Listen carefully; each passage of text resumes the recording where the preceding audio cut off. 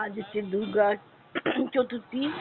এটা হচ্ছে শিলিগুড়ি বিধান মার্কেটের অংশে ওই জায়গাটার মধ্যে স্টেডিয়ামের সামনে মা দুর্গাকে রাখা হয়েছে। এখান থেকে অনেকে বাড়ির জন্য এবং দুর্গা মাকে এখান থেকে নিয়ে যায়।